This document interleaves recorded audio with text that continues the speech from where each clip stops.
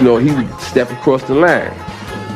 Habitually. He's a habitual line stepper. You make me happy. Thank y'all for joining us on the Habitual Line Steppers podcast. I am Garrett Charles Langley Henson. And I am Terry. Ricardo DeShazo, the second. What's good, man? We back. It is about that time, sir. NFL playoffs are kicking off this weekend. We have 6 games across Saturday, Sunday, and Monday. But first, we're going to turn our attention to some of the head coaches who got fired across the NFL, filling some of the places for those guys, playing a little bit of mix and match, seeing who'd be a good fit for where. There were 8 coaches fired over the course of this season, Terry. Nah. Gone. Goodbye. The first one was Frank Reich. He lasted about 7 games into his tenure as the Panthers coach. That's 10 games too long. Yep. Shout out to Frank for getting fired before Josh McDaniels, who the players have openly hated for years. Josh McDaniels is the second one fired by the Raiders. Joining him, we had Brandon Staley for the Chargers. My guy, Arthur Smith for the Falcons. Tough. That's Pete a tough Carroll for the Seahawks. Bill Belichick for the Patriots. Ron Rivera for the Commanders. And Mike Vrabel for the Titans. That was the weirdest one. Right. I can't remember, though, like an offseason that we had so many accomplished coaches all on the market at once. Between Jim Harbaugh, Bill Belichick, Pete Carroll, Mike Vrabel, all of them have like career records winning over 60% of their games for their career in the NFL. Jim Harbaugh? What are you talking about? Jim Harbaugh. The dude from the Ravens? No, that's his brother. The guy who used to coach the 49ers. He's the coach of Michigan. Oh, you're talking about Michigan? Yeah, they just won a national championship. You may have heard of him. Or did he like retire? Did you say he got what happened? What do you mean? He's leaving Michigan. He's going back to the NFL. Oh, he's leaving. So he did his dream. You know, they won the championship, so he's out. Gotcha. My bad. I didn't hear you. You're good. I apologize. I fucked that up. So yeah, Jim Harbaugh, Bill Belichick, Pete Carroll, Mike Vrabel. Every single one of them would be like the number one coach that everyone's gunning after in the offseason in a regular year. Somehow this year, all 4 of them are available in the same offseason. I've identified a couple of coordinators who are probably going to be the 4 guys who are most likely to get jobs. Ben Johnson, who's the offensive coordinator for the Lions, apparently asking $15 to $20 million a year to be a head coach despite never coaching before. Raheem Morris, who's the defensive coordinator for the Los Angeles Rams. Yep. He's done an exceptional job over there with a roster that had no draft picks and cobbling it together with undrafted free agents and a bunch of young, unheralded guys. F them picks. Yep. Mike McDonald. No, I was about to say no. We don't need to see him again. Isn't he a singer? Isn't Michael McDonald a singer? Nah, I only know Old McDonald. I don't know any Mike McDonald at all. I have no idea what you're talking about. No, Mike McDaniels. Did you say Mike McDaniels? No, Michael McDonald. No, never heard of him. He's the defensive coordinator for the Ravens. He's pretty good. That'd be an interesting one. Mike McDonald also did that song. I can't forget the way you love me so long. Things will never be the same again. Yep. I know it. And then the last time. Yeah, fire. We'll see if he can repeat his greatest hit somewhere else.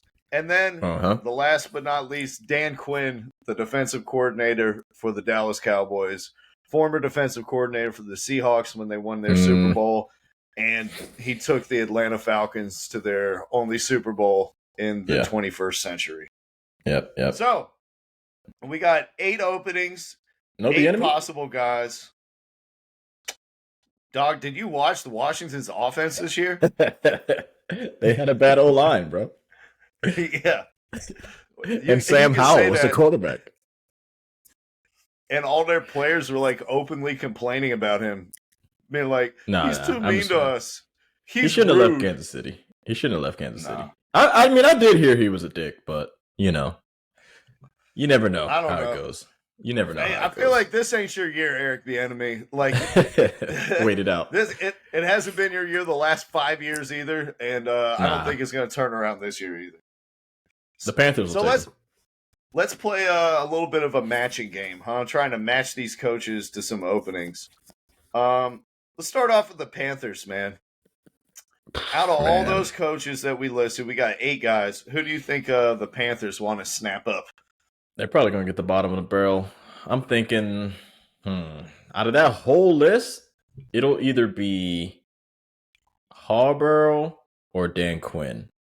But honestly, they might not get anyone from that list. I think those guys know well enough that the Panthers aren't going to be good for a little while just because of the resources that they have like around them. They don't have a first round pick this year.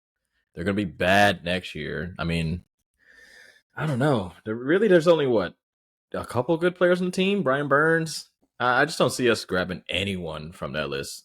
To be fair, just being fair, it probably won't happen. Yeah, I definitely don't see Jim Harbaugh or Dan Quinn being like, yeah, I'll go coach for the worst owner in the NFL who's going to be throwing drinks on fans, yelling fuck after losses in the locker room. Perfect job for Matt Canada. Handing us plays. Matt Canada. Save us. Save the Panthers. Yeah, it's got to be somebody who has a little less self-esteem, I would think. Yeah. I think Ben Johnson from the Lions actually could be a good fit. You know, he's Maybe. asking for $20 million a year. Tepper will give that out, no problem. He hasn't had a head coaching job before. The Panthers, they want somebody who's going to turn Bryce Young into a guy. And they're like, look what Ben Johnson did for Jared Goff. Like, he was on the scrap heap in Los Angeles, and now he was in the MVP conversation. That would probably be my pick for the Panthers.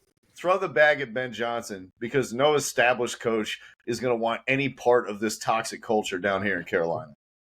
Yeah, it's pretty bad. I don't know. Panthers are going to have to honestly, they probably off the list, maybe him, but I don't think they're getting a single person that is of any caliber. Like we're going to get like so they're getting Eric Bieniemy. I mean, if I was Bieniemy, I wouldn't take it, but I could see them getting like Greg Olson or some shit, like just somebody that somebody no one's heard straight out the booth, straight off the street, straight off the booth. Like I don't think we're going to get like everyone is too smart. Like these coaches are too smart to just come in and be like, yeah, let me get that Panthers job. That's suicide. That's coaching suicide. Ben Johnson is like, I want $20 million anywhere else. I need $30 million to coach the Panthers. Yeah, I'm out. I'm out on them. Bottom job. Panthers are probably the worst job in the NFL. So yeah, we won't expect for sure. Greg Olson, Steve Smith Sr. Maybe fuck some people up out there in Carolina. I don't know. It's not happening. I think it's a good. I like the dark horse shout out of Greg Olson. I wouldn't rule it out personally. Especially knowing how incestuous things and how poor the decision making process has been in Carolina. Yeah, for sure. All right, let's move on to the Raiders. Another bottom job. Yeah, they have potential though. You know, they have a decent roster. Couple questions at quarterback. You know, with Aiden O'Connell played decent football. Jimmy Garoppolo has been hurt a lot. They're going to have some cap space to go after some guys. That defense is legit, though, and they have some good skill position players on offense between Devontae Adams and Josh Jacobs. So I could see, another storied franchise, kind of a bad boy mentality. I could see Mike Vrabel, them throwing a bag at him like they did at John Gruden and saying, come up here, give us some stability. You fit right into the nastiness, establish your culture, and bring the black and silver back onto the top. That'd be pretty smart.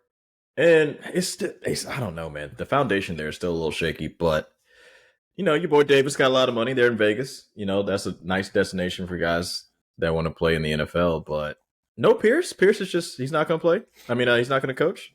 They already What if they? decided it. No, they haven't decided it. He's like one of the candidates, but I feel like that just never goes well for the interim guy. Yeah, That was a tough situation though, bro, because McDaniels really put a bad taste in a lot of those players' mouths, and they were a bad team. I mean, they lost a lot of ugly ass games in the beginning, and when he got fired, I mean, we didn't look at the Raiders as a team that could win 8 games. Like after that debacle that they went through, the first 10, 11, how many weeks did they go through with Mike McDaniels? I mean, come on. I don't know, bro. I mean, I get it though. The interims, you never know with them. Like they somehow, just put a new face there, and everyone's like, "Hell yeah!" Remember when Jeff Saturday was there, and they looked like half a football team in Indianapolis? So I don't know, bro. I don't know. I like Pierce though. He seemed like he kind of knew what he was doing. Yeah, connected with the locker room. Yeah. I think Raheem Morris could be another dark horse here. If they do want to go with another former player who's like young enough to be respected by the locker room and is a connector, who has a lot more experience than Antonio Pierce. But thing about Raheem Morris, people forget, like he was our quarterback and wide receivers coach for the Falcons. Mm-hmm. And then he was like a defensive guy the rest of his career in the NFL, and he's defensive coordinator now. So intriguing, like head coaching guy that he has experience on both sides of the ball. And he was our interim head coach with the Falcons after we fired Dan Quinn. Yeah, I think he's a pretty good coach. I mean, for me, Mike Vrabel, besides probably, I guess, Bill Belichick, maybe not. I'd say Vrabel's first for me. Out of everybody, I'm going Vrabel first. I think he's a really good fucking coach, but I don't know if the Raiders are going to get like the top guy unless they pay crazy amounts of money, like you said. So I could see Raheem. I could see maybe them keeping Pierce. I'm not sure. We'll see. They got all that John Gruden money back after they got to void his contract for improper conduct. Yeah, so money wasn't a problem though. But the money wasn't the problem. They could pay 5 coaches' salaries. They don't give a shit. They just want to win. Your boy Davis, he's one of the richer ends of the spectrum as far as the owners is concerned. So they ain't worried about that. But I can see Raheem. If I were them, though, I'd try to throw it back at Vrabel. Yeah, I like Vrabel. He's a really good coach. I'm with you. The Chargers. Oof. Who do you think would be a good fit for the Chargers? They got plenty of talent on both sides of the ball. Good receiving core. Austin Eckler, Justin Herbert, Khalil Mack in the gang on defense. Seems like all they've been missing is a decent coach. Yeah, they stay hurt though. Those skill position guys, Mike Williams, Keenan Allen, Eckler was on and off this year. Even the tight end Everett, he stays hurt. But it starts with that foundation, that quarterback, bro. We saw from the Bill Belichick situation. We thought it was coaching mattered a lot more than we thought, but it really didn't. Tom Brady went to Tampa Bay, won a fucking Super Bowl right after the Patriots tenure. So you got a good quarterback sitting there in LA with the Chargers and your boy Herbert. I would say don't overthink this. Pete Carroll. We're of the same mind. That's who I put there as well. Pete Carroll. And Pete Carroll's a West Coast guy.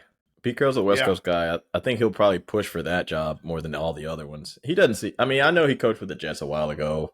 I think he fucking hated it, to be honest. So I see San Diego for my boy Carroll. I think that's a good fit because he had Russell Wilson. He kind of had to baby him. He made Geno Smith look like a decent quarterback last year. Not so much this year, but I wouldn't say like Geno was horrible, but because the expectations weren't high or low for him. But I don't know. I see Pete out there, getting that defense back together. I mean, the Seahawks had another Rookie of the Year cornerback in Witherspoon, and last year they had Woolen, so he can develop young dudes. I like what he does. I think Carroll's a good guy. Don't get Belichick, no Vrabel. Fuck that. Herbert, you need an offensive line. Get that boy Carroll. I'm with you. The Chargers haven't had a good culture, and it just seems like they've been snake bitten for a decade. I could definitely see Pete Carroll stepping in there and righting the ship and getting everyone to buy in and the players are playing knockout on the basketball hoops, and they're playing future during practice, and 70-degree weather all year. I mean, come on. I could see that being a perfect fit. I'm with you with Pete Carroll and the Chargers. The Seahawks, I think they bring back Dan Quinn. I think they run it back. I think Dan Quinn is the one who got away. They were earmarking him to take over for Pete Carroll, and we said we're going to snag him up to coach the Falcons. Yeah. Goes back to the Cowboys, proves himself again as an elite defensive coordinator, maybe learned from some of the mistakes that he made in Atlanta. Just like the hometown favorite son, I can see them bringing Dan Quinn back, familiar with their scheme and how they want to play and the personnel. Yeah. I think Dan Quinn goes back to Seattle. I think I agree with you 100%. But I would like to say probably it's either second or third for me for weirdest departure coach-wise, Seattle. I didn't really get the get rid of Matt Carroll thing, but yeah, maybe Dan Quinn. Or they might want to start fresh. I'm not sure. Whoever they pick, they got a lot of talented dudes out there. So that's a really good situation. Quarterback-wise, of course, it's Geno. They can probably try to pick somebody else up draft-wise or trade-wise, possibly Justin Fields. I don't know. I don't know what the Bears are doing, but Seattle, that's a good job. That's a what do you say? Where is Seattle's job for you? Like top 2, top 3? Definitely in the top half. They probably have one of the most talented rosters out of all these jobs, and receivers. They don't have a dysfunctional owner who would dissuade you from taking the job. Like they I don't even know the owner's name. There. That's when you know they have a good one. Right. that's facts. For sure. But all right. Yeah, I don't know. We're on the same page. Dan Quinn going back to the Seahawks. I can see that. What about my Atlanta Falcons? Who do you think would be a good fit for them? Bro, I think you guys have a good roster. You just need a quarterback. And you guys just missed out on the playoffs. If you make the playoffs, Arthur Smith, he stays as the coach. I think you still probably should have fired him. You probably should have fired him, even if you made the playoffs and then lost in the first round. I swear to God, even if you won the Super Bowl, you probably still should have fired Arthur Smith. But with that being said, he fired himself when we lost to the fucking Panthers. Yeah, you guys, that was insane. Like, you played well versus really good teams. It's like all the bad teams. How many losses did y'all have this year? Was it 9? Yeah, and 8 and 9. 7 of them were against losing teams. Yeah, like brother, and I don't think he's a bad coach, but it was ugly, man. Because when you look back at your schedule, bro, you lost to the fucking Jags. And, when we look back at that, we're like, the Jags actually weren't that good. No. The Panthers loss is fucking insane. You lost to the Vikings, like you said, with Josh Dobbs. You lost to the Titans, whose coach got fired. And it was their quarterback, Will Levis's first game in the NFL. Oh, yeah. The Titans game? That's what. Yeah. So you lost to Josh Dobbs' first appearance for the Vikings. Will Levis' first appearance for the Titans. Kyler Murray's comeback for the Cardinals. And then the last 7 points versus the Panthers. I get it was a rainy, fucked up hurricane game, but 9-7 loss to the Panthers. I can't go. I can't do that. And then you scored 13 points versus the Jets. Yeah, he fired himself. Come on, he fired himself, man. You didn't use Bijan enough. You didn't use Kyle Pitts enough. You didn't use Drake London enough. I get Desmond Ridder was a fucking really bad quarterback. And Heineke got hurt. He kind of messed up his momentum when they won a couple games in the middle there. But I don't know. I feel like you guys got a good roster. I think they throw the bag at the best joint. For me, I'll say Jim Harbaugh, but I'm very interested in who you think the coach should be. We're on the same page, man.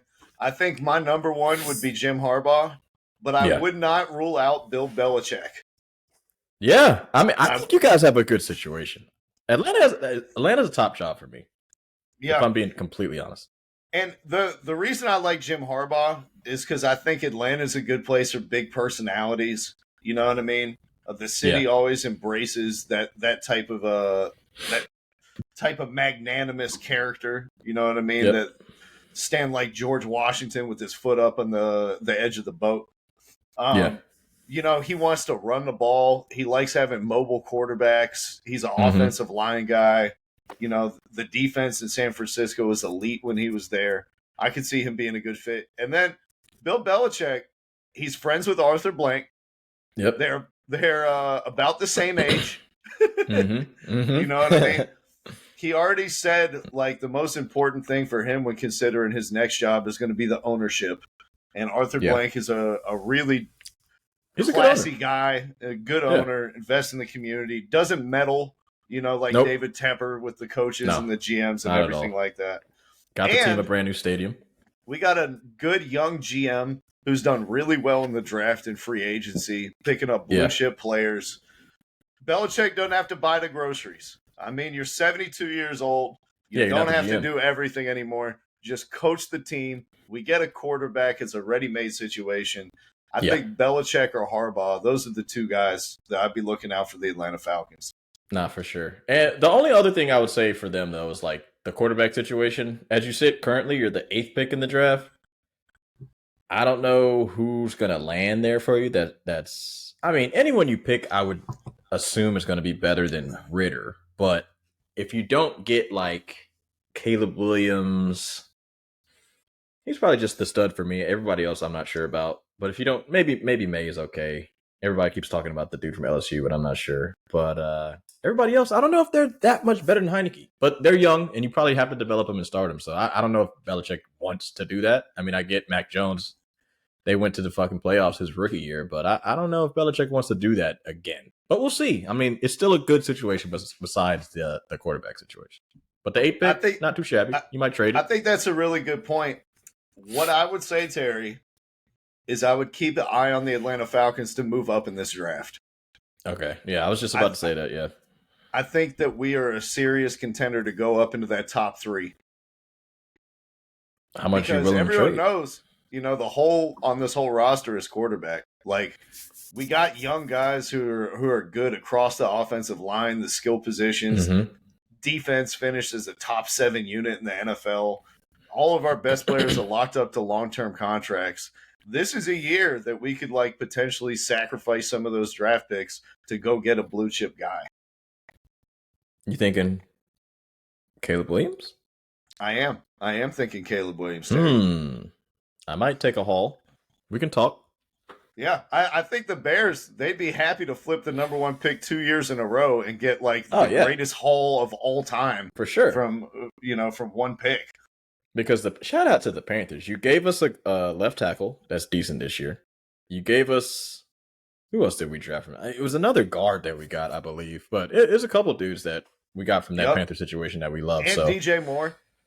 Yeah, that's a good one. Flip it up, baby. Give it to us. I'll take it because Justin Fields honestly has shown us some promise. So Chicago's just a tough place to throw. I don't know if Caleb Williams is that.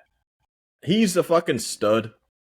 But Chicago, it's not only that the weather sucks, and it depends on what they're going to do with the stadium. They keep talking about they want to build a new stadium or whatever.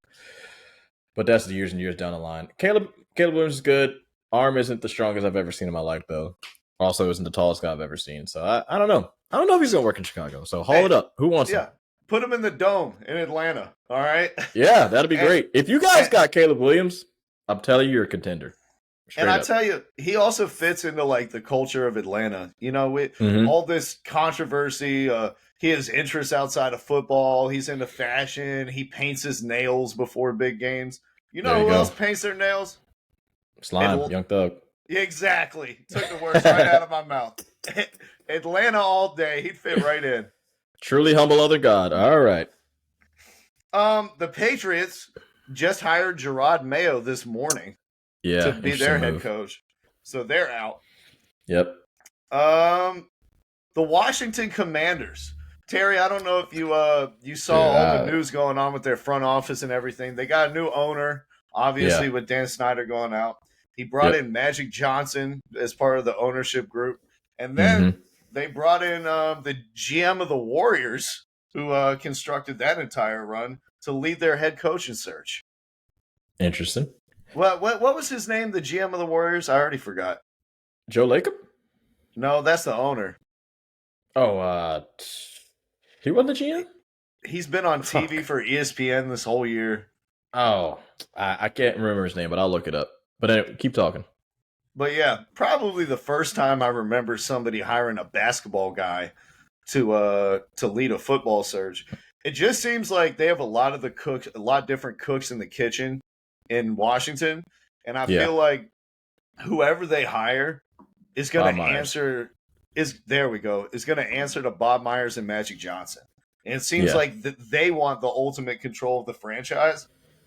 So I don't see like one of these super established head coaches going there. I feel like they want a young guy that they can control and kind of mold into how they want him to be and have a Yeah. lot more oversight than maybe some of these other franchises like Arthur Blank, who's like, I'm 82. I don't know when I'm going to die. Bill Belichick, I'll give you the keys. Like, you take us to the promised land. I think, like, just as far as just franchises, Washington is a good job, but currently constructed because they gave up Sweat, they gave up Chase Young. They don't really have a quarterback. Their running back got shot in the knee 15 times, and he's okay. The receiver core is decent, though. I like their receivers. Like, I don't think they're great, but like they're okay, decent. Yeah, I would say they're. I feel like they got top. a bunch of good number twos. Yeah, they do. You know, and they got the number 2 pick in the draft. So Marvin Harrison Jr., Marvin Harrison. Right? You know, I don't know. That could be an appealing pick. Or maybe some O-line stuff. I don't know. I think they go across whatever that fucking river is in Maryland, and they get Mike McDonald from the Ravens. Maybe. I can see it. I'm perplexed with them, though. I really don't know. Young guy, mid-30s, has a good amount of pedigree. Mm-hmm. Very familiar with him being just like 20 minutes away from where the Commanders play.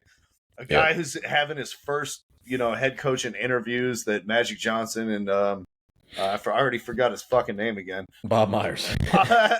Bob Myers, they could have a little bit more oversight with him than like a guy like Mike Vrabel or something like that. I think he fits the profile down there in Washington. I think you're right on that. I think they'll probably go young. I don't think they're going to want to go like big, sexy Bill Belichick splash or, honestly, if they get Mike Vrabel. What if they did that? What if they brought in Bob Myers and paid him all this money to identify the best coach? And he was like, yeah, Bill Belichick. Found him. That'd be funny. I won't look. It's of course we think it's a weird hire, but I mean, football and basketball, it's not too dissimilar. We've seen football dudes play basketball. We've seen basketball dudes play football. I don't think it's too dissimilar, but I also think Bob Myers and Magic Johnson are smart dudes. They drafted a lot of decent players in their times as like in the, GM position, president position, whatever Magic was at the time. But I believe in them. Like D'Angelo Russell and Lonzo Ball. Hey, he became an all-star. You know how hard it is to be an all-star? I mean, come on, bro. I wouldn't know, Terry. I really wouldn't know. But yeah. And then the final opening, the Tennessee Titans. Tennessee, horrible job. Hate that. Yeah. Unless Will Levis is going to be great or something, but I don't know. Who do you think takes the job in Tennessee? Dude, I don't know, honestly. Why did they even fire Mike Vrabel, first of all? Like, can we just talk about that? That makes absolutely no sense. You don't have a good team. He got you to the playoffs with a horrible quarterback. Like, horrendously bad quarterback. You still made it to the playoffs. You almost beat Joe Burrow and the Bengals in the wild card. Bro, they won a playoff game with Marcus Mariota throwing a pass off someone's helmet and then catching it himself. Yeah, like, I don't get the firing, man. But if I had to choose one of these dudes, man, it's not going to be Bill Belichick. That wouldn't make any sense. Hell no. That would be so confusing. I don't even know, bro. I really don't. I'm perplexed about what. And even if we pick someone, they're probably going to pick somebody we've never heard of. So I'm not even going to waste my time. I have no idea. Tennessee, do you? You know what I'm saying? That's all I can say. I think if the Raiders get Mike Vrabel, then the Titans will go for Raheem Morris. Raheem? Yeah. You said Raheem for multiple jobs. No, I said it for the Raiders as a backup to Mike Vrabel if they wanted an Antonio Pierce kind of guy. But Mike Vrabel should be their first choice. If they get their first choice, Morris will still be available. I can see the Titans zeroing in on him. They could bring back Arthur Smith, too. Yeah, he's available. Yeah, I guess. That's don't do that. He's very similar to I'm not similar to Mike Vrabel, but like their offenses are Yeah, he was the offensive coordinator for Mike Vrabel. Very run heavy. Yeah. Very fucking run heavy. Don't like it. I don't know. Tennessee, I'm confused. 7th pick in the draft, too. I really don't know what they're doing. I just don't know what they're doing. They're going to be bad next year. Let's just say that. No receivers. Name one receiver on their roster. What's his name? The guy from the Texans. Exactly. DeAndre Hopkins. No. Horrible. He wasn't even good this year. That's how bad they are. Why did he go there?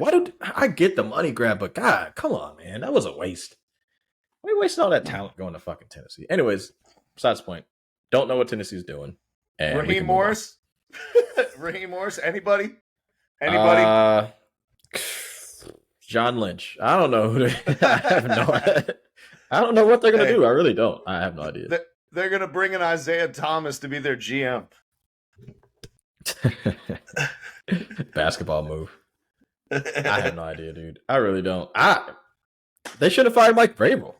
And it looks like Derrick Henry's leaving. So there goes the team. Have fun hanging out with the Panthers next year. Will Levis, the development project starts next year. Game 1. I'm going to be interested in who they draft, too. I really don't know what they're going to do, honestly. Go ahead. They'll probably take a center. Yeah, that's all of the head coaching openings. There'll probably be 1 or 2 more guys who get fired after this first round of the playoffs. Who's most likely? Green Bay, Tampa, Houston, Rams, Pittsburgh, Miami, Philly. Yeah, I feel like Sirianni in Philly bought himself enough goodwill with going to the Super Bowl last year. They'll probably give him another year to sort things out, even though they've been on a backslide. History says they might not, though. If we're being completely honest. Because they got rid of Andy Reid, and they also got rid of Doug Peterson. Yeah, that's facts. So, I don't know, bro. The seat could be getting a little warm, but I think he's safe. Brother, they have a statue of Doug Peterson, and they fired him. Like, come on, bro. And they didn't have that bad of a season. The only statues they have in Philadelphia are of Rocky and Doug Peterson. Peterson. They got rid of the only real person who has a statue immediately. He's gone. Philly, if I'm telling you, bro, if they lose first round, he's gone. Straight up. He's out of there. All right. And Kelsey retires. Well, then it might be the Eagles. It's not going to be Andy Reid. Also, watch out for Buffalo. Yeah. Oh, that's a good call, Terry. I think it could be Buffalo. I think if they lose first round. I think they look so good. I don't know. I can't see them just losing first round. And not in the wild card. I agree with you. Out of all the coaches, I think he's the one. I think he's the one that could go. Ooh, but maybe. We'll have to wait and see after this weekend, to see who wins and loses and who ends up taking their team to the next round and who ends up joining Arthur Smith on the unemployed bandwagon. So let's talk about yeah, go ahead. Sorry. No, you're all good. I was just saying let's go ahead and talk about some of these playoff games. We got the wild card round kicking off tomorrow. First game on the docket, Browns versus Texans. Worst game. That's the worst one. Yep. The Browns, they won in Houston 36-22 in Week 16, but C.J. Stroud didn't play. He had a concussion. Joe Flacco has been on a heater, putting together 4 games in a row of at least 300 yards. The Browns' defense is number 1 in almost every category that's been recorded in human history for this season. Yep. I feel like for the Texans, just getting to the playoffs was enough. Oh, yeah. You know what I mean? No, for sure. Coach of the year, locked up? Yeah, probably. Although I did like your shout out to Kevin Stefanski in Cleveland the last time we did the podcast. Numbers back up. I think the Texans have it's already going to be a great season if the season ends tomorrow. And I do think it ends tomorrow. I'm taking the Browns to win this game. Taking Browns? Yeah, Browns are the favorite and most likely are going to win. But let's see if a star can be emerged or born. CJ Stroud. What can you do? Can you show us you're the man? Can he be the guy? Is he better than Deshaun Watson? I mean, he's I'm not gonna say he surprised Right now he is. I'll tell you that for sure. I'm not gonna say he surprised me, bro, but like he was a lot. Like, he's way better than I thought he was. I thought he was gonna be the best out of the group, but I didn't see this coming. I just really didn't see this coming at all. Absolute beast. Yeah, and it'll be the Houston Texans coach. I already forgot. D'Amico Ryans, his first playoff game that he's coaching. Just a lot of firsts over there for the Texans. They're a little green right now. It's been a great season. You know, they took gigantic steps forward, but I think it all ends tomorrow. Most likely. Cleveland. If you had to guess the spread, what do you think it would be? Browns by 6.5. Oof, you went super high. It's only 2.5, bro. Oh, wow. All right. Yeah. I think it's in Houston, though. That's the thing. Okay. Is it really? I thought the Browns had a better record. But Houston won their division. Yeah, it's the division winner. 10-7. So it's in Houston. That'll be interesting. That'd be interesting, bro. Because I don't see him torching up Cleveland's defense, but if he does, would we be surprised? I would be surprised. I would. You'd be surprised if he torched them up? I would. Their passing defense is incredible. Like, their one Achilles heel overall is insane. Their one Achilles heel is they give up like explosive runs. Like, they'll give up a 40-yard run every single game, it seems like. I don't think Dameon Pierce and the Texans offensive line are necessarily the group that's going to take advantage of that weakness. I would say probably not, but I don't know. Davis Mills in the spot job, 149 yards, 2 touchdowns, no picks. That was the game they played against them this year. Case Keenum started, but he played like ass. Or it might have been the reverse. I can't remember. But I don't know, man. If he gives me a game with no turnovers, I can see this getting down to the wire, bro. Joe Flacco, I mean, look. I'm still going to pick Cleveland. But I'll tell you this, though. Joe Flacco, you said he's on a heater. And everybody likes to say his interceptions are like punts. Yeah, you keep giving the ball back to CJ Stroud and see how it goes. Keep doing that. Keep punting it. See how that goes. All right? That's all I'm going to say. Okay. I'm still picking Cleveland. Defense is really good, so I'm still going to go Cleveland. But because I honestly watch out for Cleveland sneakily to get like to the finals, conference finals, or in a AFC championship. But I don't know. CJ, he's kind of special, bro. Yeah, I think we're on the same page there. Next game up tomorrow, the Chiefs against the Dolphins. It's an interesting one. The Tyreek Hill Bowl. You remember all his quotes talking about how Tua throws a better ball than Patrick Mahomes. Yep, more accurate. We're gonna find out. What he forgot to add the rest of that sentence is in practice in a dome, because the temperatures are expected to be below 0 in this game in Arrowhead Stadium, Kansas City, Missouri. My God, oof. Right? That seems like it's going to be a bit more of a defensive game and running. You know, they're not going to be able to air it out as much in these frigid temperatures. I feel like that plays into the Chiefs' favor. Their defense has been legit this year. They've allowed the second fewest points and yards in the league this season. Good defense, They've only allowed more than 21 points twice the whole year, and they have not allowed more than 20 points since Week 13 against the Packers. Meanwhile, the Dolphins haven't won a playoff game since 2000. They've been back to the postseason back-to-back years, but we're 1-4 against winning teams this year. I think it's just all too much. Tua, he looked absolutely terrible in the last regular season game. I don't see him playing any better in sub-zero weather. I'm taking the pedigree of the Kansas City Chiefs and Pat Mahomes. Yeah, I'm probably going to go Chiefs too. Not because of Tua in the offense. Some of that stuff is a little overrated because if you think about it, even last year when they played the Bills in the snow in frigid weather, I don't think that was DeMar Hamlin's like first game back. It might have been like his second game back or whatever. Or he wasn't back, but like, actually like on the sidelines. Second game alive.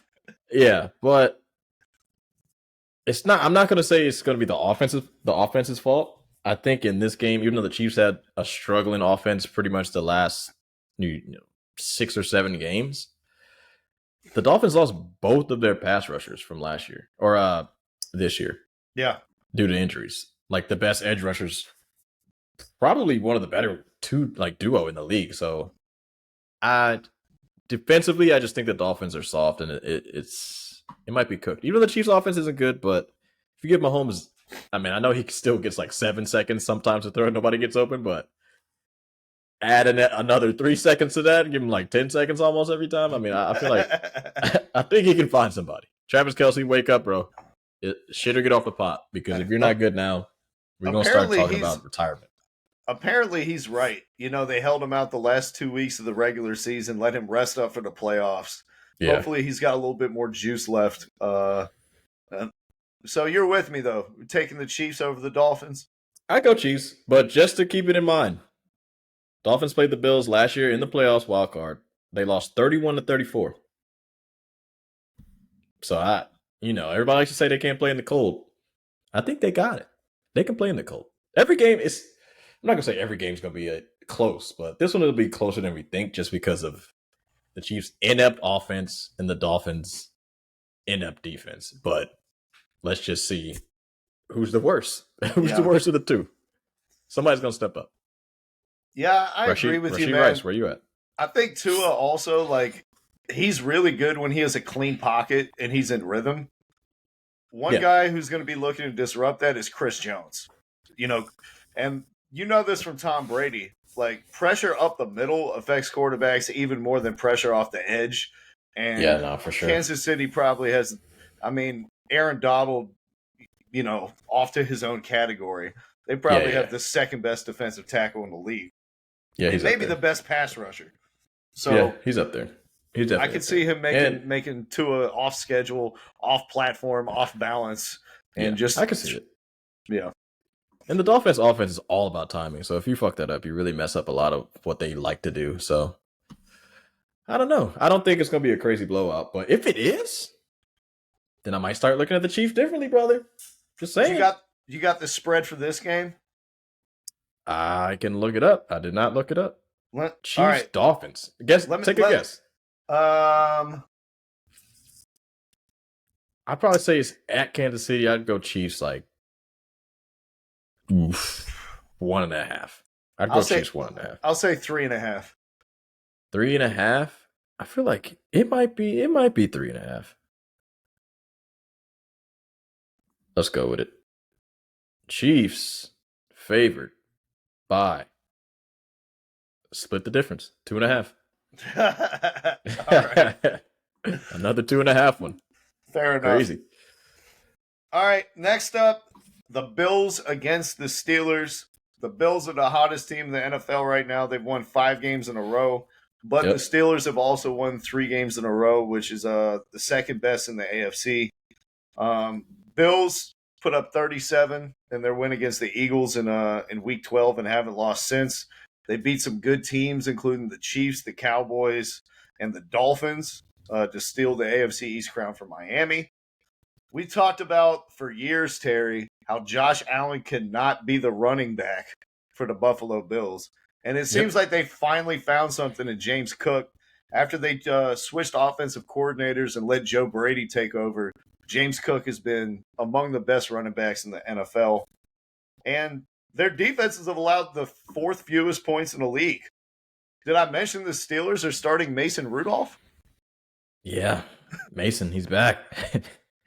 Myles Garrett's not going to be on the field, so don't worry, man.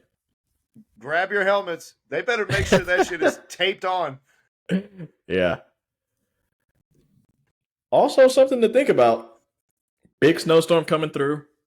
Kind of similar to last year, but this time I think it's going to be either right on game day or the day before. So they were talking about maybe moving the game to Cleveland.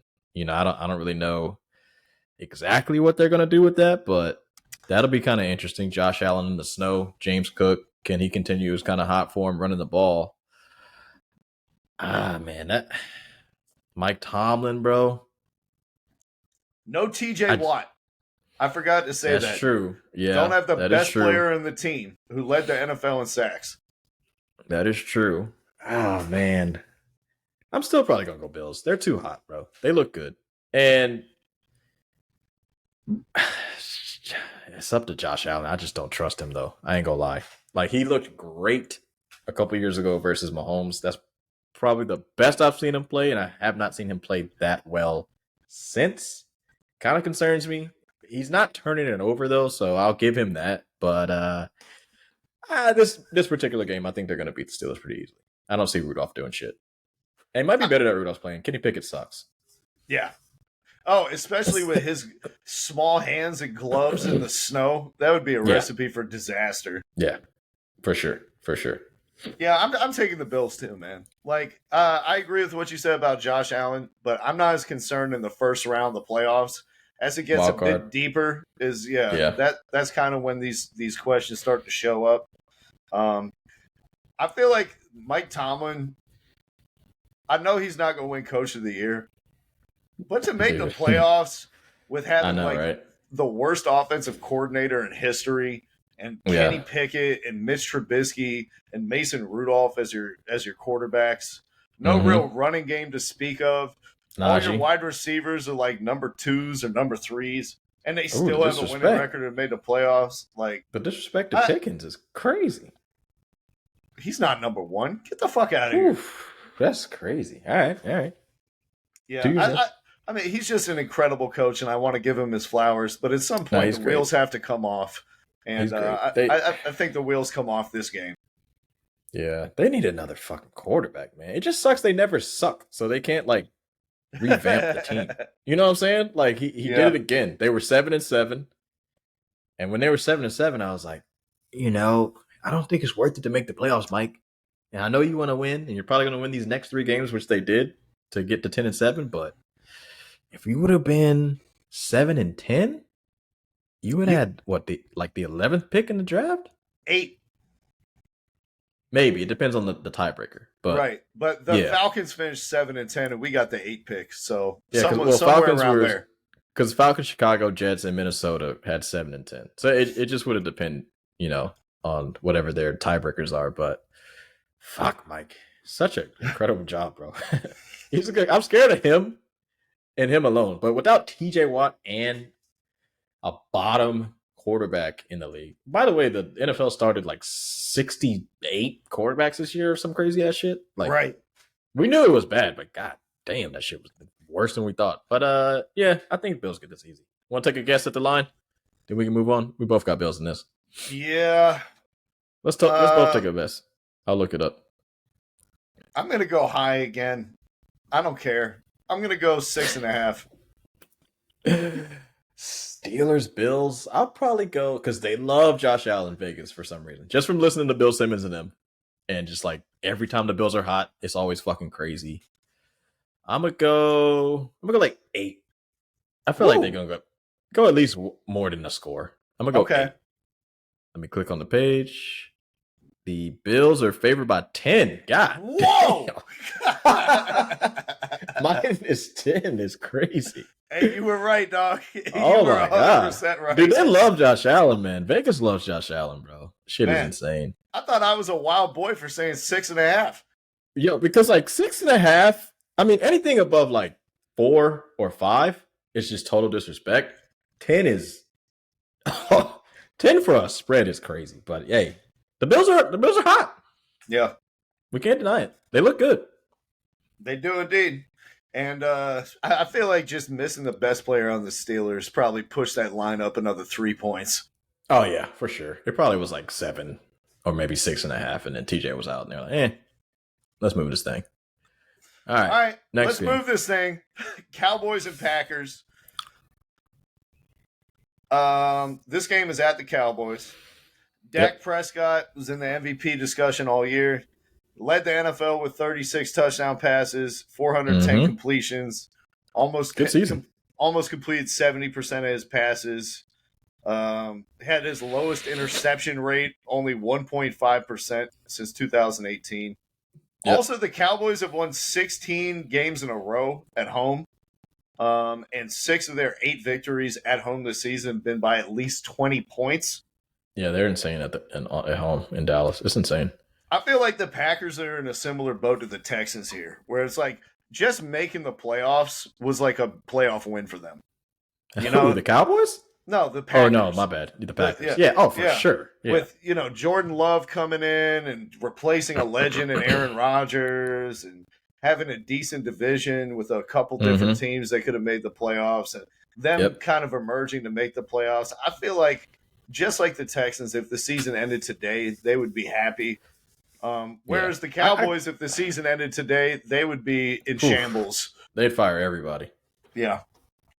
So I feel like the Cowboys just have more talent. They're going to be playing at home. Yeah. And the They're Packers the 2 seed, right? The Packers are so young. Like everyone on their team is like 24 or younger. A lot of them is going to be their first playoff game. I think the Cowboys take this one in the first round. Yeah, no debates here. Cowboys are way better. And it's a home game. For some reason, they are fucking... I'm not going to say the 85 Bears. That's disrespectful. They're like a 90s Cowboys team at home. Like 16 straight home wins? That's nothing to fucking sniff your nose up at, bro. Like that's very impressive. I'm actually shocked. When I saw that stat when it was at like 12 in a row, I was like, 12 in a row? Now it's at 16? I'm like, wow. Yeah. And that division is tough too, which is crazy. Mm-hmm. But they look good. They're firing on all cylinders. Unfortunately, is Gilmore's out, right? Still, he like towards something? Or was that Diggs? I know Diggs is definitely out, but did Gilmore also get hurt? Or am I tripping? I thought he had like a nagging thing, but he'll be able to play. But he's good? Oh, okay. Yeah. Nah, I don't know. They got this wrapped up. I'm not too worried about this matchup. This might be a skippable game for me because Green Bay shouldn't have made the playoffs. They shouldn't have made the playoffs. This one. Or either I'll skip it or I'm just going to like, what time is that game? Are they playing that game at the same time as another one? No, they're not going to do that for the playoffs, man. They're going to spread them out. Yeah, you're right. It is NFL. That game's at 4:30. They want to maximize the eyeballs. Yeah, I think after the Pittsburgh Bills game, and that one might be damn near skippable as well, depending on weather. I'll keep an eye on that one. That might be a little Sunday fun day until. And I'm not interested in the Lions, but I'll probably still watch that game. Yeah, I don't know. Sorry, Green Bay. I'm gonna have to skip this one. You guys, I'll watch it on my phone for segments, but I got Cowboys winning that big. That's a big win for the Cowboys. Bro, the Packers lost the fucking Falcons. Like, they're not going to beat the Cowboys. The Packers struggled against a lot of bad teams this year, man. So it is honestly shocking to see them in the playoffs. When I was looking at the odds, remember we did the last game of the week, looking at playoff odds? I was like, the Packers still have a chance, and it all just laid out perfectly for them, bro. Shout out to you guys. Bears couldn't get it done, couldn't get away with that dirty win trying to get the Packers out of the playoffs, but yeah, shout out to Jordan Love, man. But you guys are gonna get smoked. I'm gonna go 20-point win. Right. I was about to say, what is the line? 17.5? I don't know. We want to take a guess? Let's take a guess. I'll say 13.5. Cowboys Packers. I'll go. I'm gonna just go 10. I'm gonna go 10. 7.5, bro. What? Wow. I don't see it. The Packers are young. I can't believe that either, especially considering how many people are going to bet on the Cowboys. Yeah, the Packers are a super young team. Right. Well, and also the Cowboys have the most gigantic fan base in the NFL. Like, you think they'd push that lineup some with the amount of bets that are being placed. Because Dak's probably top second or maybe even first best season. The team is flying on all cylinders. Hey, I don't know. What do we know? Watch the game be like fucking 31-25, and we're just sitting there like, you gotta be shit. I will say, I'm concerned about the Cowboys' ability to run the ball. I think that could be their Achilles heel this year in the playoffs. They miss Zeke, man. Yeah, Tony Pollard, he looked great when he was a change of pace guy. Hasn't been able to carry the load and look the same. He doesn't look as explosive. He's not. They should have never did a fucking. We said that when the season started. Like, there's no one running back that just does it by himself. Maybe Derrick Henry, that's it. And he didn't even play well this year, so it's dumb. Yeah, it just seems like the Cowboys have turned into kind of a finesse team. And I don't know if that's – they're not good at stopping the run. They're bottom half in the league in run defense. You know, they can't run the ball that well themselves. They Yeah. win in this first round, but if I was a Cowboys fan, I wouldn't be buying any Super Bowl tickets anytime soon. Yeah. Also, I wouldn't take don't take this as a practice game, boys. You need to focus on the things that you need to focus on. Get the job done. No turnovers. Beat the Packers. All right. Let's move on to next week. All right. Next game, Lions versus the Rams. Sunday night. The return of Matthew Stafford to Detroit. Jared Goff gets a chance to stick it to Sean McVay, who publicly aired him out as a loser and was like, "We can't win with this guy." I mean, Lions, he was right. They won the Super Bowl. Right? But, credit to Jared Goff. He's turned it around there in Detroit and is playing good football. The Lions are hosting their first playoff game in 30 years. They haven't won a playoff game in 32 years. Yep. Well, what are you looking at in this game? Ah, man. Starts in the trenches, dog. That's where Detroit kind of started their whole revamping of the team. Your boy Dan Campbell and the Detroit Lions. They started off in the trenches. They practice harder than everybody else. Aaron Donald is a motherfucker, though. You know what I'm saying? That guy's different. I do. That guy's different on that side. But that being said, though, Detroit at home, pretty fucking good, man. Really good home team. Jared Goff is terrific at home in that dome. Rams squeaking into the playoffs. I didn't think they're going to make the playoffs. I don't know if you. I don't think you guessed Rams. I think you might have said 49ers and Seahawks possibly. I don't think you had the Rams in here. Yeah, so surprise team. I don't know though, bro, because their offense is kind of clicking. It's tough, bro, but I think I'd probably say Lions are going to squeak by. Just because they've shown the consistency of being a really good team like all year. They've had some down moments, but at home they've been pretty solid. So I'd probably go Detroit on this one. Okay, sure. But if I was playing first round playoff fantasy, I'm picking Nakua and Cup. They're gonna be fucking second round picks. I'm picking them up because this might be a field day. I agree with you, man. I think the Lions' pass defense has been a lot of smoke and mirrors this season. Yeah. They're going to be without Sam Laporta, who is probably the best tight end in the NFL this season as a rookie. He's not playing in this game. And I thought your point about Aaron Donald was a really great one because the Lions' strength and identity of their whole team is that bruising offensive line. And you're not going to be able to bruise up Aaron Donald. He's going to get penetration. You can double team him. You can triple team him. You can have a tight end come chip him off the edge. You can have your running back come in and try to take some turns. It doesn't matter. There's a different level that he turns up to in the postseason. I think he is going to single-handedly wreck their game plan and their identity. And moreover, Sean McVay coached Jared Goff for a long time. He knows what he's good at. He knows his tendencies. He knows the areas of the field that he likes to attack, and he knows what makes him uncomfortable and what gets him off his game. I think Sean McVay is going to come with some fire this game, and they're going to get the fuck after Jared Goff. I am taking the Rams to win this game and to upset all these Detroit fans that have been waiting for a playoff win for 32 years. You're going to have to wait another season. I really could see it. But, just to put some respect on the Lions, I know Aaron Donald's great. Detroit still almost they might have gotten 2,000 rush yards if Goff, snuck some shit off because Montgomery had 1,000 and also Gibbs, the rookie, had 945 rushing yards. So, I don't know, man. We might – Detroit is just so good at home. I can't give it to them. But, this is – of all the shockers, this wouldn't shock me at all if the Rams won. Because their offense is really fucking good. But first one we disagree on, finally. Yeah, nah. I mean, some of the first round shit is a little easier than, the next round's coming up. But yeah, I'm still Lions. Let's check spread. Right. What you think? Let's take a guess. In the words of Bill Simmons, I think this is in the tic-tac zone. I'm going to go 1.5. Detroit Rams. I'm going to say Detroit. I'm going to say Detroit by 1.5. Detroit dominated all year. Rams snuck in. It's in Detroit. Detroit's good home fucking team.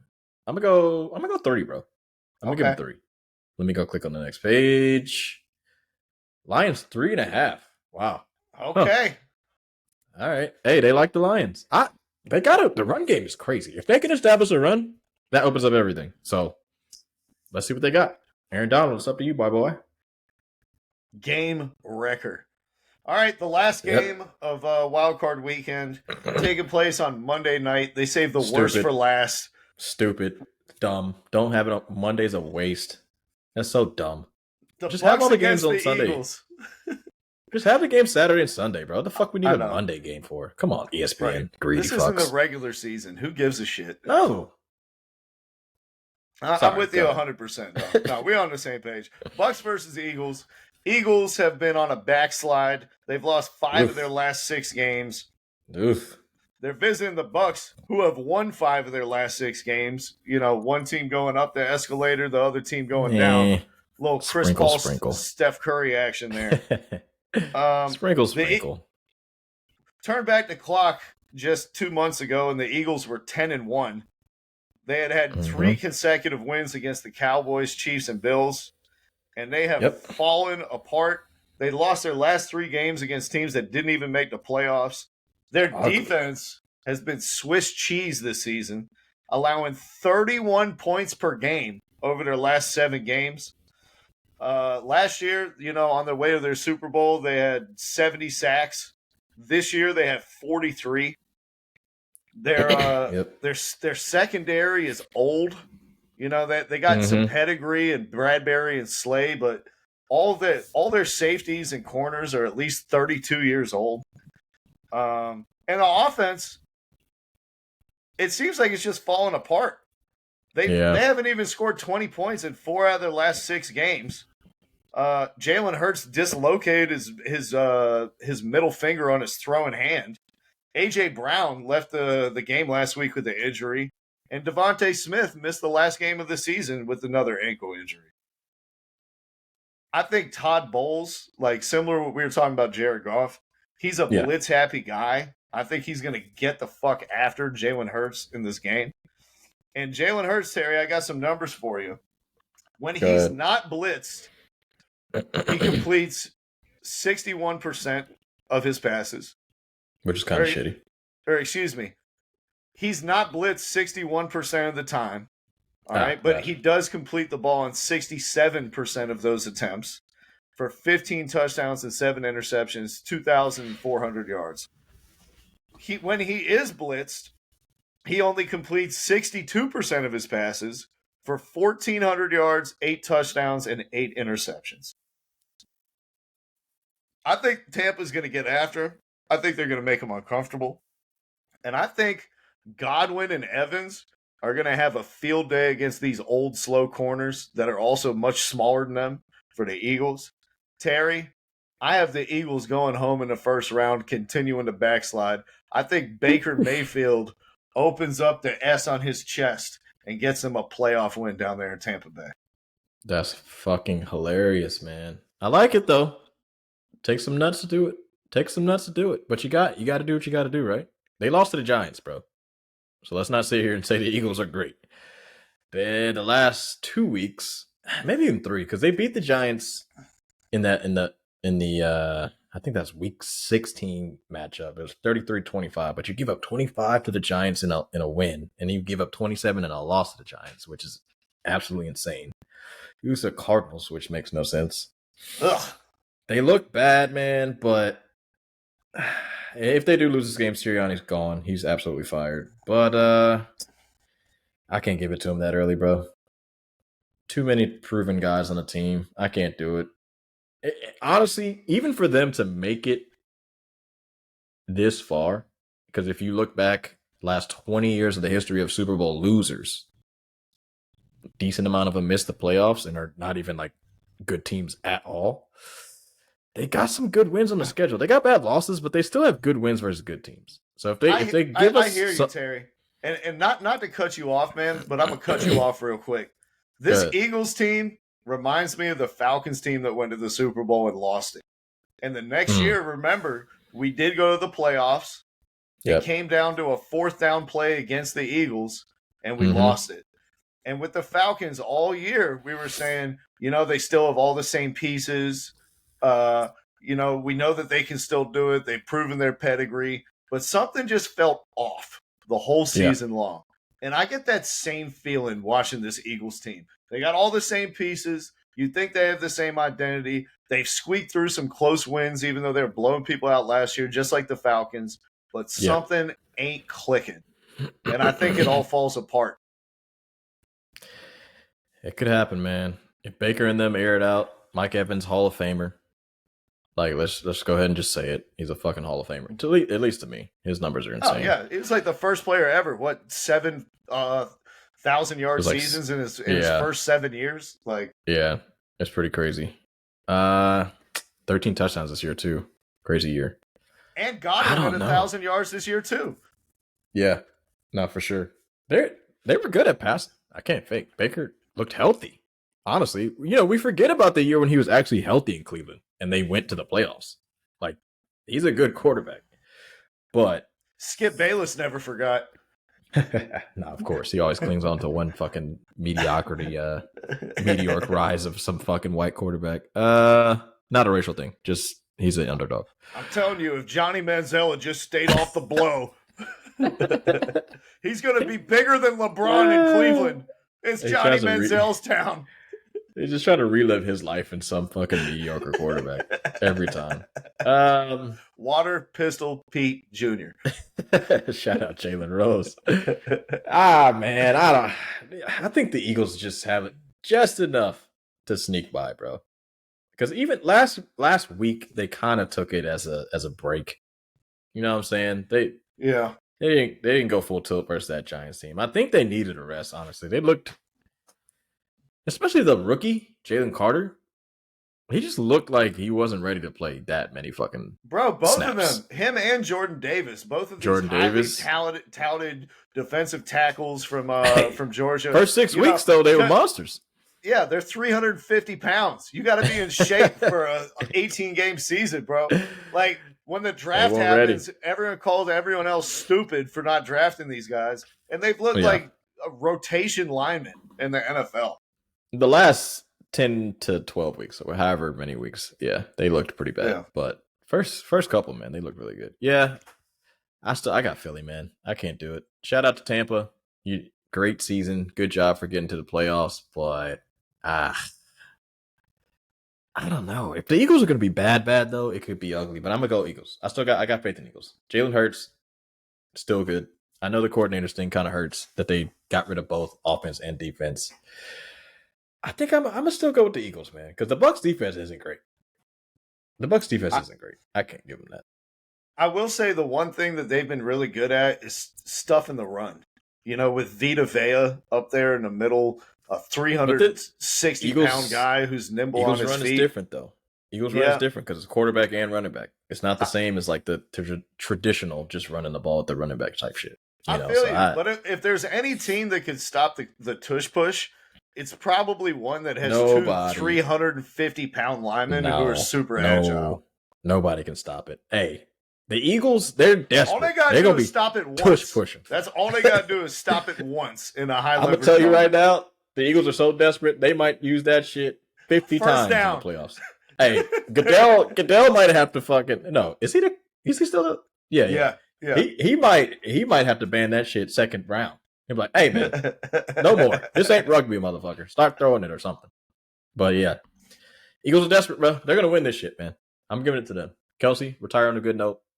They might win this, but I don't know about next week. Tampa's just not a good team, dude. The NFC South is bad. Like, let's be real. It is. Let's be real, man. But so have the Eagles. They've been bad in the second half of the season. Hey, man, they've looked bad, but they got good wins. Just bring me back a little bit of that form. That's all they need. They have glimpses of being a great team. Tampa Bay has never had a glimpse this year of being great. They've had glimpses of being good. Yeah. Not great. All we need is one quarter go the wrong way. Eagles got it. Easy. No turnovers. Come on, Jalen. Stop fucking around. Hey, as a guy who's had my fair share of horrible hangovers, I know when to recognize one when I see it. Okay? All right. I'm there with you. I'm taking Tampa Bay. What's the line? What do we think? Shit, man. If Eagles Bucks line, I'd probably go like Eagles by 2 or something. Yeah, I'd say 2.5. Yeah, let me check. Eagles -3, man. Close. Eagles -3 at Tampa Bay. All right. That's interesting.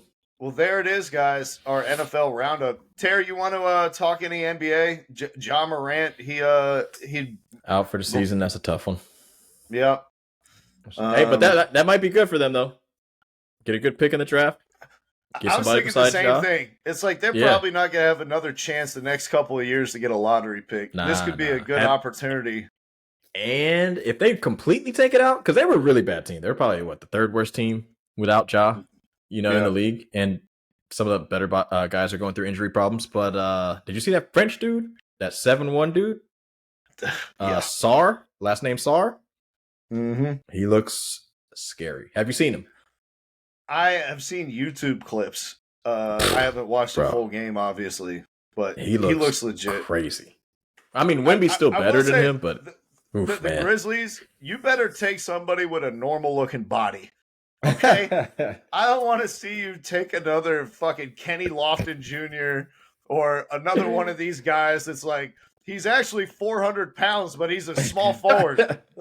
Like, no more. Yeah, they should play him more, though. He's skillful. They should play him more, right? Like, am I tripping? Play this dude. I don't know if he's still on the team. I think he may have gotten cut.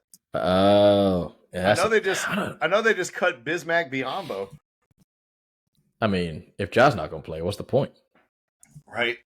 Like, we were trying to, keep a big man to win. Now we don't have Ja.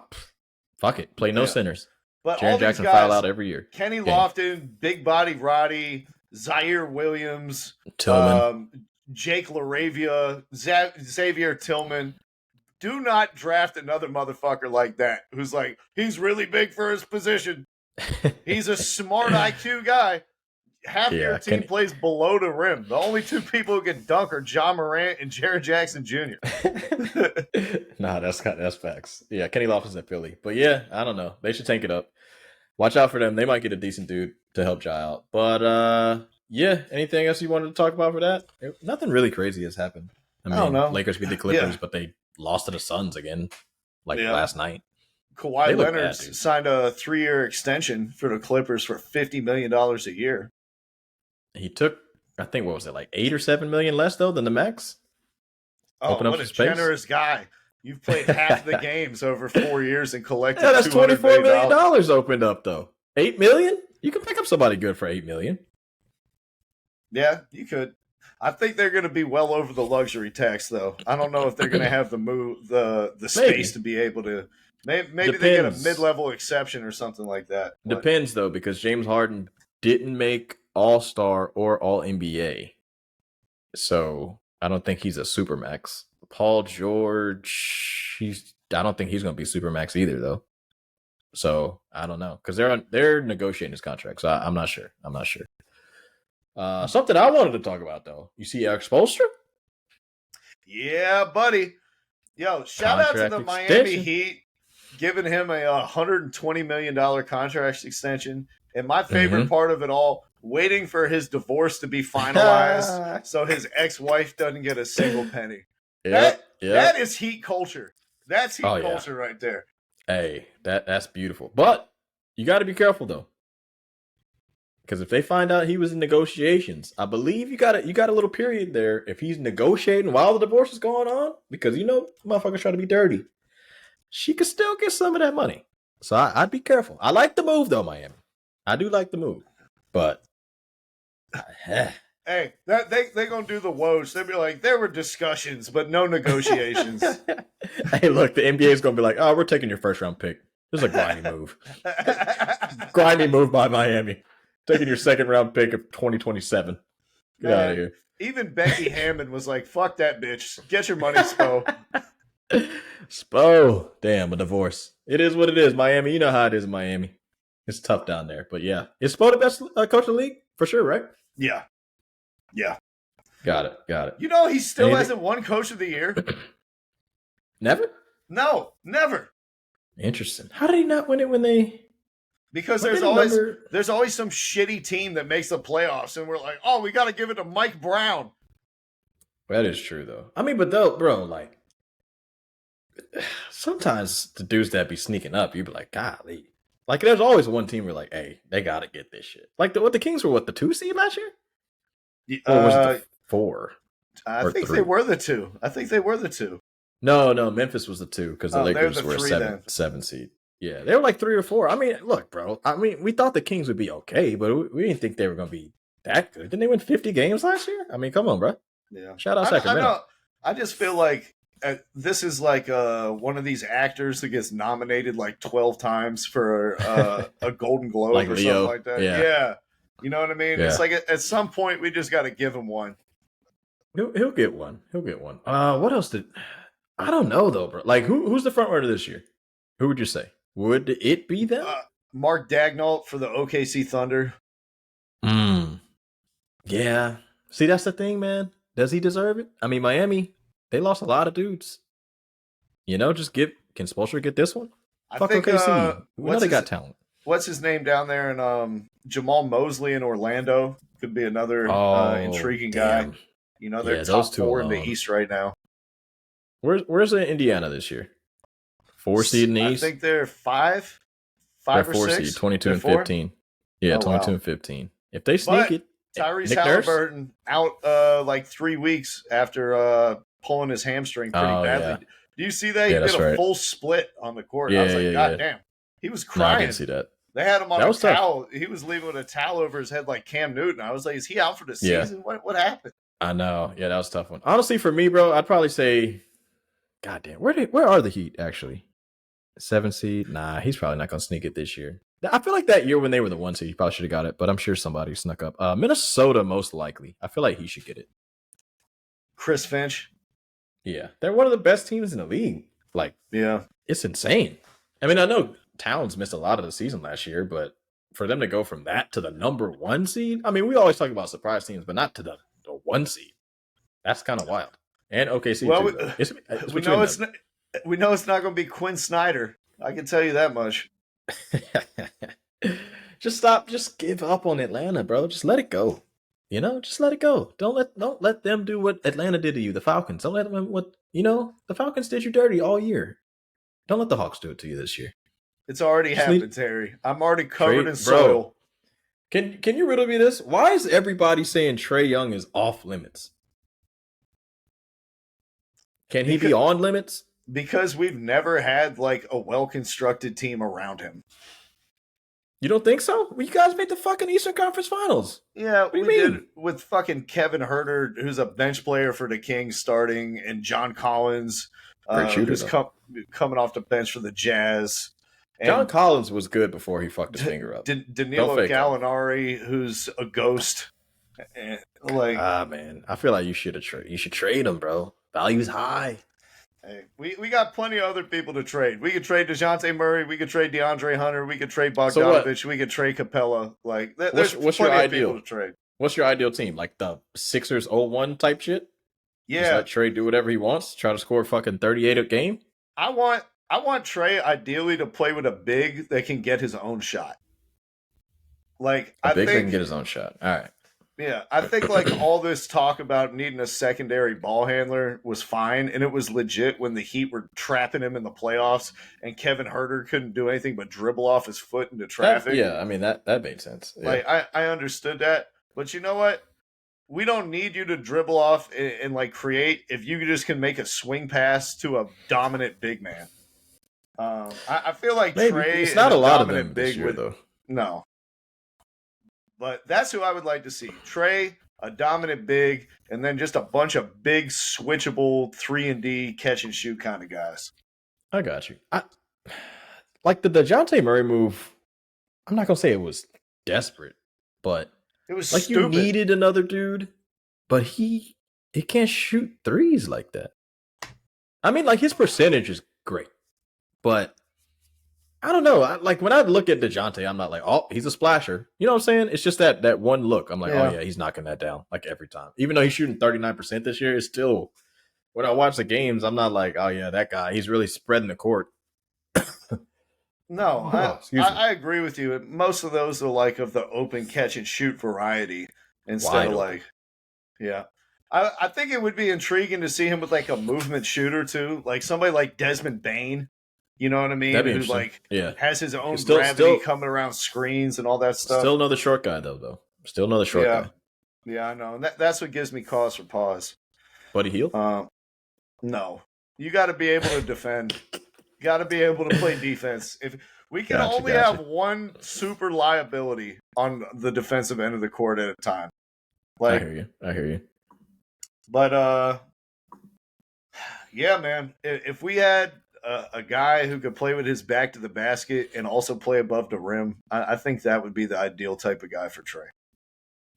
Can you name one guy? Yeah, they're all untradeable. They're all in like the all-star MVP conversation.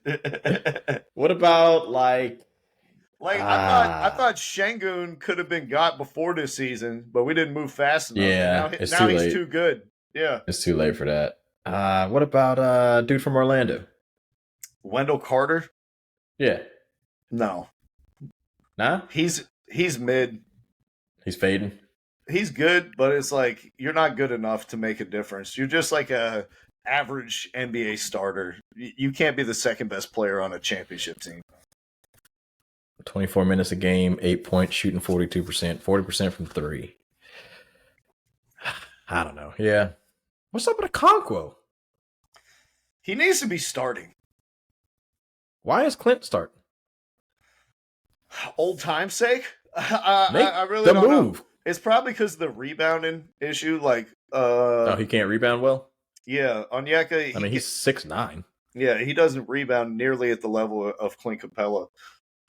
But he can move his feet on defense and guard like smaller players on an island, and still a really good rim protector, much better scorer than Capella, and is shooting some threes this season as well. I feel like he should be starting, and then we need to have Capella come off the bench and just get 15 offensive rebounds against backup bigs. Either that or you boys better fucking gang rebound. Like, so that's what Miami does sometimes. Yeah. And that's, they picked up Caleb to kind of help with that, but he's not doing a whole lot of that. But well, we thought DeJounte Murray would be a better rebounder and defender, and that hasn't played out at all. DeAndre Hunter, he averages like 3 rebounds a game for his career, and he's 6'9". So, like, the DeJounte thing makes sense rebounding-wise because in San Antonio, they played great team defense. Nobody was just getting blown by. Trae Young is getting blown by. You know what I'm saying? That messes up the rotation. And that way, like, DeJounte is always either contesting a shot or running to somebody else when the shot's going up and he's not near the rim. I'll tell you what. That makes it tough. He's been getting blown by, too. He's looked just as bad as Trae has on defense this year.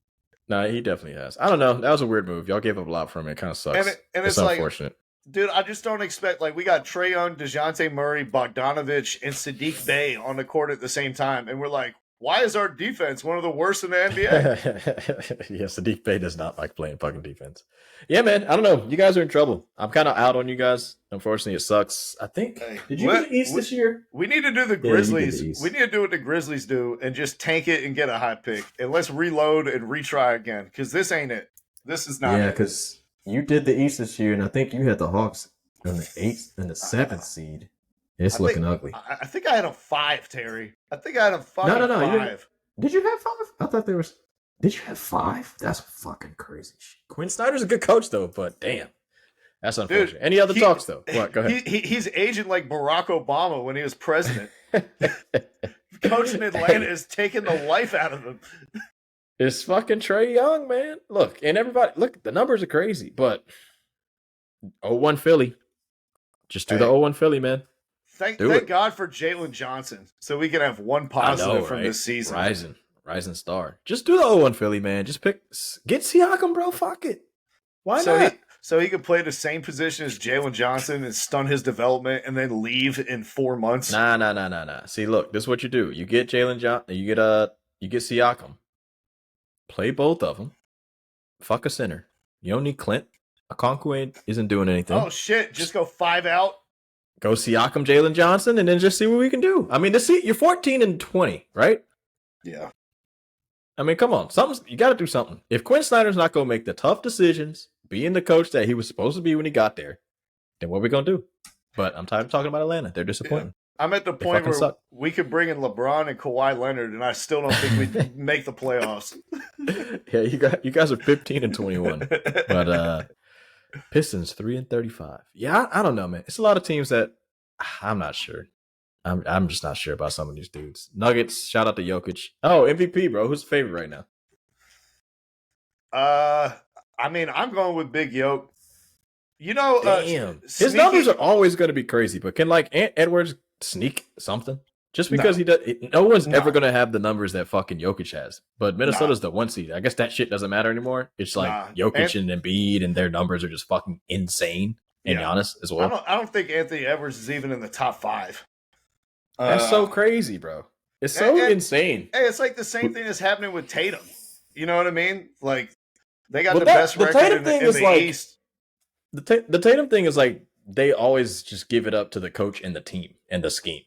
Because also Tatum's never going to be like the most efficient. I just think we shouldn't. And I understand like because I'm an analytics guy, but I'm not like, you know, a big huge analytics guy when it comes to terms of like winning games and shit. But I just feel like the 3 dudes that are in the league right now are always going to have the best everything analytics wise, like, and they're going to blow everyone out of the water. So I feel like you just got to make it fair. Like the Celtics are 29-9. They got the best record in the league. The fucking Timberwolves are 26-11. Like I get the Nuggets and the Timberwolves have the same amount of wins, but I mean, come on, bro. Somebody different's got to get it once. Can we sneak it in? We're not going to let Ant Edwards, Michael Jordan's son, get a fucking MVP? That's crazy. Timberwolves go from a fucking out of playoff team to a 7 seed to an 8 seed to a 1 seed. How many games has Embiid missed this year? I feel like he's in danger of being ineligible for MVP. I'm telling you, when I did that research project last year, and it was just too complicated to like explain on the pod, the All NBA would have looked fucking dumb last year. This year, I'm not sure. Let me check how many games he's played. Because what's their record? Top 3 in the East. I know that, but I Philly's feel like 23-13. Joel Embiid. You have to play in 65 games, so you cannot miss more than 17 games to be eligible. I feel like he's already missed 10. Philly's 23-13. So that's what, 39 games. Joel Embiid has played.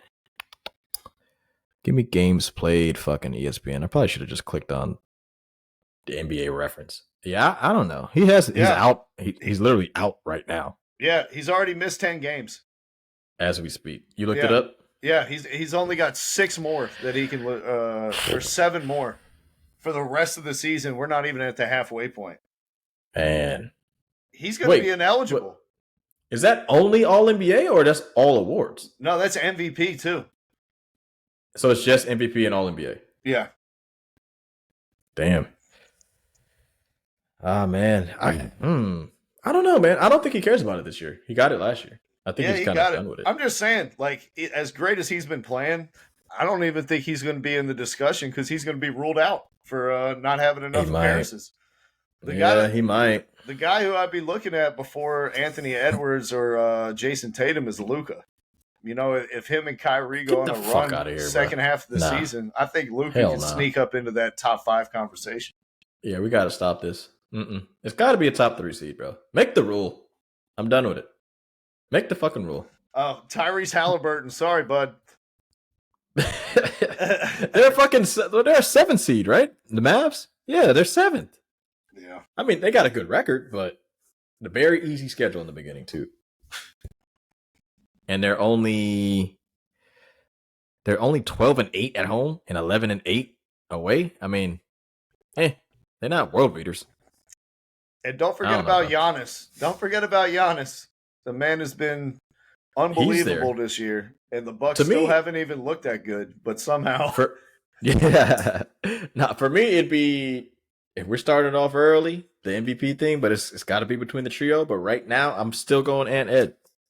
Give him some fucking love. These dudes' numbers are always going to be great. Let the man cook. What about Shea? He's there. Same record as Minnesota. I think he is a better case than Anthony Edwards. That's so crazy. That's insane. That's your boy too, Ant. I thought Ant was your boy. I feel like you cooled off on him. He still is. No, I love Anthony Edwards. I'm just being realistic. You just like white guys better. I get it. You like white men better. It makes sense. You're a white guy. In case you guys didn't hear, we've claimed Shea Gilgeous-Alexander. He's one of us now. Canadian. He's white. Exactly. Nah, Shea's good. It just sucks, man, because Jokic, Giannis, and Embiid, their fucking numbers are just insane, man. Just fucking insane. They're just a class of their own, man. Yeah, they're really good, bro. It's like, what a time to be a fan of the NBA. But yeah, I don't know. Nothing crazy is happening during the league. We're going through the stretch of doing their shit. All-star voting, did it surprise you, some of the numbers, or you good on that? No, I haven't even checked them out. I saw Trae Young. The only thing I saw is he's second among all guards in all-star voting. And I was like, wow. His numbers are insane. I was like, that's how I know y'all just watch highlights on Twitter. I mean, nobody watches NBA games, bro. Like, it. Unfortunately, just the way that the NBA, MLB, and NHL seasons are kind of, arranged, it's just so many fucking games. There's just some games we're going to miss. Like, we can't watch every single game. Even the fucking voters can't watch every single basketball game. Because that's not true of the NFL. You only got to watch 17. Can you watch 5 games a week? If you're voting. You don't think they're watching 5 a week? Some of these guys are not. I can promise you that. Maybe. I try to watch some of them every take it national serious. game. Some people just and the other thing is, I feel like putting your name on the votes has kind of had the opposite effect of what they wanted. Where it's like, yeah, they wanted it to have like more accountability and for you to be embarrassed if you fucking vote Marcus Smart for Defensive Player of the Year this year or something like that. Yeah. But what it's turned out is everyone is scared now to like do what they actually believe. And so everyone's like, oh, who are you voting for? Who are you voting for? I don't want to be the odd duck out. I want to go with the consensus. I can't vote groupthink. I can't vote Jokic to MVP. He's white. That's not true. It's a little bit of groupthink, but also I would say I think we're gonna get less of the Derrick Rose MVPs, the Karl Malone MVPs, right. No disrespect to Larry Bird's three-peat.